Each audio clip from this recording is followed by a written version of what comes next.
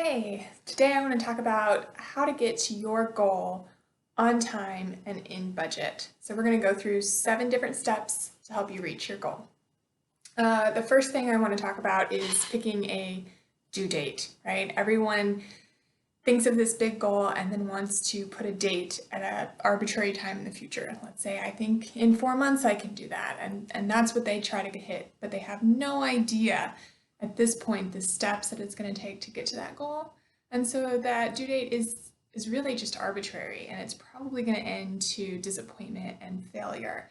So take a step back, and when you have your big goal, you'll want to work backwards first and say, what are the big things that I need to do to reach that goal? And then what are the tasks underneath each of those big items that I'll have to complete to get there? And really start deep diving into that, figure out how long those tasks are going to take. And once you've estimated all your tasks, you'll see when your due date or delivery date is. And yes, we can work extra hard to hit it before, but it won't be arbitrary. It'll be realistic. Tip number 2, dedicate enough time to analysis, right? I've seen so many times on projects or goals that people think, well, we can figure out how long it'll take and what it'll take in one meeting or one day. But many times, if you're thinking about a goal that's going to take years to complete and it's complicated, you want your analysis to reflect the complexity of your goal or your project. So really take the time, weeks, maybe even months in some cases, to really analyze what it's going to take to reach that goal. So your budget is accurate, so your tasks are accurate, and your timeline is accurate. And you know what it's going to take to get there with the number of people that you have working on the project. Number 3, assume you've forgotten something. No matter how much we plan and analyze, there's always going to be something we didn't think of. Something's going to pop up, something's going to come in unexpected, and it's going to throw us off track. So plan for that and build in a little contingency in both your budget and your timeline to reflect the unexpected. Really look at it as when you look at your big milestones to get to your end goal, how much do you really know about them? Are you 99% confident in every single one of them? Well, then your contingency doesn't have to be as big.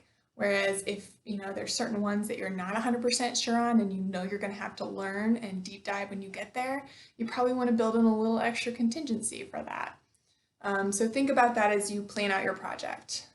Tip number 4, never assume 100% dedication. So no matter how much we think that we can do, especially as business owners, we're not 100%. Nobody is, ever. Got to take a bathroom break every once in a while. So plan for way less than 100% when you're thinking about your time. If you typically work a 40-hour week, plan for 30 hours of work to complete in that 40 hours. Don't backlog yourself with 100% of tasks dedicated to your goal, because guess what? The phone's going to ring, an email's going to come in, something is going to distract you, and you are not going to be 100% dedicated. So assume that up front. Only plan out your time from 70 to 80% of your max capacity, and then you won't be disappointed when the end of the week comes and you haven't completed half the things you had on your plate. Let's see, tip number 5, build in milestones. This is kind of what I was talking about up at tip number 1. When you look at the big goal and you work your way backwards, you're going to want to build in milestones along the way. There might be some really big milestones, some big accomplishments along the way to your larger goal, but you also want to build in smaller ones as well. And that gives you a reason to take pause, see how far you've gotten, appreciate the work that you've done, instead of just putting your head down and working and not even realizing all the things you've accomplished along the way. So build those in, make sure that you have at least a small milestone every 2 to 4 weeks. This is going to help build momentum as you reach toward your larger goal. Number 6, ask for accountability. Don't demand it. So when you have your small team around you, it's common for people to assign work and assign deadlines and expect people to get that done, especially in the way that they would do it and how they would do it. But I would suggest you take a step back, because everyone is different, and really look at who you have on your team and ask them how they want to be held accountable. One, make sure that they think the work that's being assigned to them is realistic and feasible, especially with how long you think it's going to take. And then ask how they want to be held accountable to those dates and timelines. Do they want check-ins on a daily basis? Do they want a weekly touch point? Are they one of those people that you can just be hands off and they'll get it to you when it's due or before it's due?